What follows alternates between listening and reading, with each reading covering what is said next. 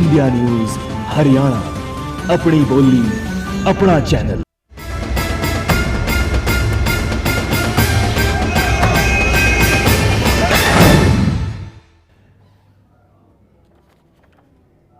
Break के बाद एक बार फिर से आप सभी का स्वागत है। बड़ी बहस देख रहे हैं आप, और बड़ी बहस में आज हम चर्चा कर रहे हैं कि हमारे प्रदेश में, हरियाणा में शिक्षक आंदोलन पर उतारू क्यों है।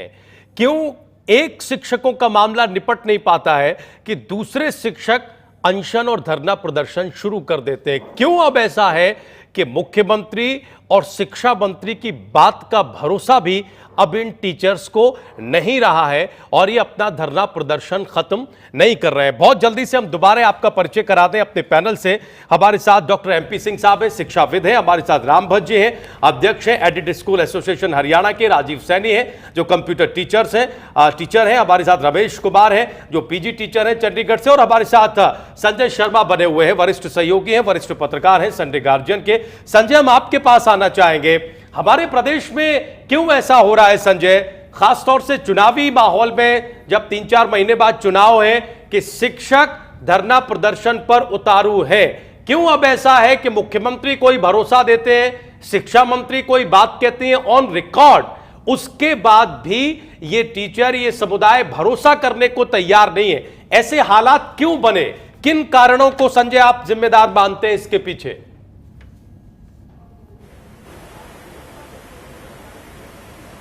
इसका मूलतः एक कारण ये है कि जो सरकार एक राजनीतिक की तरह, चीफ मिनिस्टर जी, और जो लोग जॉब मांग रहे हैं, वो लोग इसको एक डील की तरह देखते हैं कि क्या ये ऐसा मोमेंट है जब सरकार कमजोर हालत में होती है, उससे कुछ लिया जा सकता है, और सरकार ये सोचती है कि यही वक्त है जब कुछ देना चाहिए, नहीं तो अगर कुछ लोगों को दिया तो भूल जाएंगे और उन्हें वोट में कन्वर्ट नहीं कर पाएंगे। हाँ, उसका फायदा तो नहीं मिल पाएगा। इसको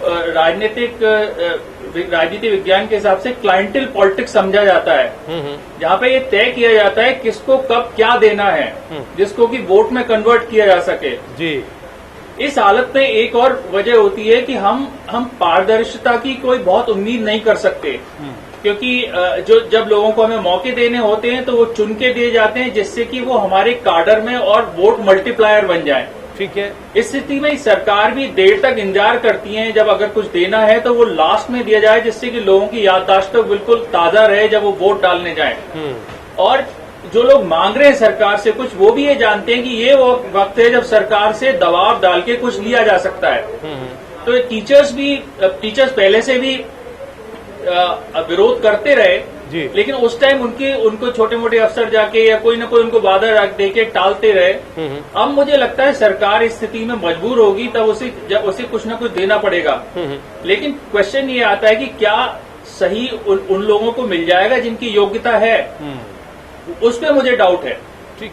लेकिन संजय, सवाल ये भी है कि मुख्यमंत्री भरोसा दिला रहे हैं PG टीचर्स को, शिक्षा मंत्री बाकायदा बैठक करके भरोसा दिला रही हैं, वो जांच ऑर्डर कर रहे हैं, इसके बाद भी ये लोग भरोसा करने को तैयार नहीं है। तो ये जो पूरा प्रोसेस आपने बताया, जो नफा नुकसान दोनों तरफ से तौला जा रहा है, और ये वक्त दोनों तरफ से ही मुफीद है, सरकारी पक्ष की तरफ से भी, लोगों की तरफ से भी, इसमें कहीं ना कहीं क्रेडिबिलिटी दांव पर लगी है। आप सोचिए कि मुख्यमंत्री एक बात को कहे, सरकार की शिक्षा मंत्री एक बात कहे, एक भरोसा दे, और शिक्षक अपना आंदोलन, अपना धरना प्रदर्शन खत्म न करे।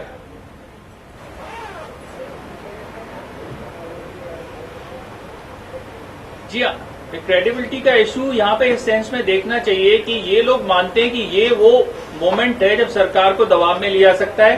खासतौर से जैसे जो डिग्रीज के मामले में जिनकी दिक्कत है, वो लोग ये जानते हैं कि ये मामला काफी पेचीदा है। अगर डिग्रीज को नई रिकग्निशन मिली, उस हालत में जो भी नई सरकार आएगी शायद वो भी उनके साथ वैसा ही बर्ताव करेगी। नई सरकार जो भी आएगी वो भी शुरुआत में इन लोगों को कोई सुनने वाली नहीं है। तो इनके लिए ये वक्त है कि ये चीफ मिनिस्टर पे ऐसा दबाव डालें कि वो इमीडिएटली किसी इस मामले में चाहे एक बार की छूट दे दें या इमीडिएट इनको रिलीफ दें। अगर ये बात इनके हाथ से निकल गई तो इन्हें पता है कि ये लड़ाई फिर से अगले 5 साल के लिए आगे बढ़ जाएगी। और इसमें क्रेडिबिलिटी दोनों तरफ से ही पीछे छूट जाती है। हम सिंह साहब को चर्चा में लाएंगे यहाँ पर। सिंह साहब, क्या वाकई ये जो पूरी लड़ाई है जिसमें सरकार अपना फायदा देखती है, अभी संजय ने बड़ा अच्छे से इसको विश्लेषित किया, जिसमें जो धरना प्रदर्शन कर रहे हैं शिक्षक, चाहे वो अलग अलग कैटेगरी से ही क्यों ना हो, वो अपना नफा नुकसान समझते हैं। इस सब में जो विश्वसनीयता है दोनों तरफ से ही वो दांव पर लगी है, जिसकी चिंता कोई भी नहीं कर रहा है। बिल्कुल ठीक कह रहे थे संजय भाई कि इस समय पर जो सरकार होती हैं, कोई भी सरकार हो, सरकार के यदि इसमें थोड़ी ट्रांसपेरेंसी आ जाए और कमिटमेंट को कीप करने लगे, क्योंकि इसके अंदर जो राजनीति के अंदर जो लोग होते हैं इनको झूठ बोलने की आदत पड़ी हुई होती है, जिससे पढ़े लिखे लोग इनकी विश्वसनीयता पर शक करने लगते हैं। पढ़े लिखे लोग भी और अनपढ़ भी, क्योंकि वोटों की राजनीति है। इनको ये पता है कि इस समय पर यदि हम कोई भी विकास के काम करवाते हैं या कोई फायदा देते हैं नागरिकों को, तो वो ताजा जो बनी रहती है उसमें वो वोटों का लाभ देखते हैं।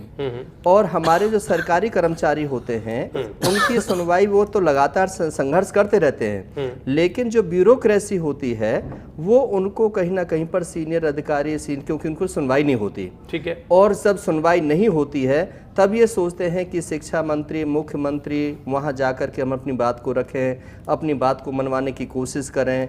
और वो उनको भी, जैसे कि अभी हमारे रमेश भाई कह रहे थे कि हमें कमिटमेंट कर दिया लेकिन उसके बाद भी मुकर गए, ये वास्तव में सच है, क्योंकि ऐसा एक बार नहीं हजारों बार होता है कि मैंने कहा ही तो था, ये पास क्यों कर दिया। लिखित में नहीं उस चीज को देखते हैं, यदि लिखित में आ जाए तो ऑन रिकॉर्ड आ जाती है, और ऑन रिकॉर्ड आ जाती है तो जो IAS इसके जो कर्मचारी होते हैं वो उसको फाइलों में लेकर चले आते हैं, तो इनके पास में एक लड़ाई लड़ने का मुद्दा हो जाता है कि उस समय पर हमें ये लेटर दिया गया था। लिखित में आपने भरोसा दिलाया, ये बात आपने लिखित में दी थी। लिखित में भरोसा देना चाहिए। ट्रांसपेरेंसी तो तभी आएगी पब्लिक के अंदर कि भाई जो मैं कह रहा हूं वो सत्य है, आपके साथ में ऐसा होगा। ये बरवल ही डिस्कशन नहीं है, मैं आपको सिर्फ ये लुभावने तरीके ही नहीं दे रहा हूं। तो कोई भी आदमी यदि देश का हित चाहता है, जनहित में काम करना चाहता है, राष्ट्र हित की सोच रखता है, तो वो निश्चित तौर पर मैं इन्हीं ही कर्मचारियों की बात नहीं कर रहा कि ये शिक्षा से जुड़े हुए हैं और मैं शिक्षा से जुड़ा हुआ व्यक्ति हूं, मैं इसी की बात नहीं कर रहा, मैं तो सभी मुद्दों की बात कर रहा हूं कि आमरण अनशन धरने प्रदर्शन की जरूरत ही नहीं पड़ेगी। लेकिन शिक्षा एक चीज और जानना चाहते हैं, तो ठीक है कि आपने कहा कि सरकार वादा खिलाफी करती है, सरकार ओरली मौखिक कुछ वादे कर देती है, कुछ विश्वास, कुछ यकीन दिला देती है और उसके बाद मुकर जाती है, लिखित में होना चाहिए। लेकिन ये जो अलग अलग शिक्षक हैं, चाहे वो PG शिक्षक हों, चाहे कंप्यूटर शिक्षक हों, या एडेड स्कूलों के शिक्षक धरने पर आ रहे हैं, इनकी भी अपनी कुछ जिम्मेदारियां हैं, इनकी भी अपनी कुछ गलतियां हैं, और ये भी एक वॉर्गेनिंग टाइम चाहते हैं और उसी पर हिट करना चाहते हैं। ऐसा है क्या? इस पर भी मैं बहुत अच्छे तरीके से बताऊंगा कि कंप्यूटर टीचर्स जो होते हैं, जब इनकी अपॉइंटमेंट 2003 में की गई थी, किसी कंपनी के माध्यम से इनको रखा गया था, फिक्स पेपर रखा गया था, ठीक। और जिस समय पर इनको फिक्स पेपर रखा गया था, कुछ लोग ट्रेंड थे, कुछ लोग गलत सर्टिफिकेट लेकर के आ गए, कुछ कहीं से हर्ट्रॉन से बनवा करके लेकर के चले आ गए, तुम्हें कुछ आता है नहीं आता है, क्योंकि उन्हें ये पता था कि सरकारी स्कूल में एक बार नौकरी मिलनी चाहिए कैसे भी, और इसमें मिल जाती है। लोगों का कहना है कि बाकायदा टेस्ट लेके, बाकायदा सरकार की किसी संस्था ने आप लोगों का टेस्ट लिया था। मैं उसी चीज पर आ रहा हूं, बिल्कुल वो जो मैं कह रहा हूं उस चीज को आप समझने की कोशिश करें, क्योंकि जो अपने दाएं बाएं से जो भी अपने सगे संबंधी होते हैं उनको कहा जाता है कि ये नौकरी निकलेंगी, इस प्रकार से नौकरी निकलेंगी और तैयार रहिएगा, इसमें इस प्रकार से भर्ती की जाएगी। और भर्ती करने के बाद में, क्योंकि जिनके बहुत सारे लोग होते हैं और इनके साथ में ज्यादती पहले से हुई है, क्योंकि ये होता है कि जब बेरोजगार आदमी है, something is better than nothing, कि अभी तो कुछ नहीं मिल रहा, सरकार में जाने के बाद इतनी की है तो इतना तो मिल जाएगा, उसमें से भी लोग, बीच वाले लोग कटौती कर लेते हैं, पूरी तनख्वाह इनके हाथ में आ नहीं पाती है, और जब पूरी तनख्वाह इनके हाथ में नहीं आ पाती है तो पूरा काम भी नहीं करते, ठीक है। और वो काम नहीं करते क्योंकि पॉलिसी के तहत जब कंप्यूटर लगाए गए थे तो ये सोचते कि हर बच्चे को कंप्यूटर आना चाहिए, और इससे हमारे जो गरीब बच्चे सरकारी स्कूलों में पढ़ते हैं उनकी शिक्षा अच्छी हो जाएगी और उनको कंप्यूटर सीख जाएंगे।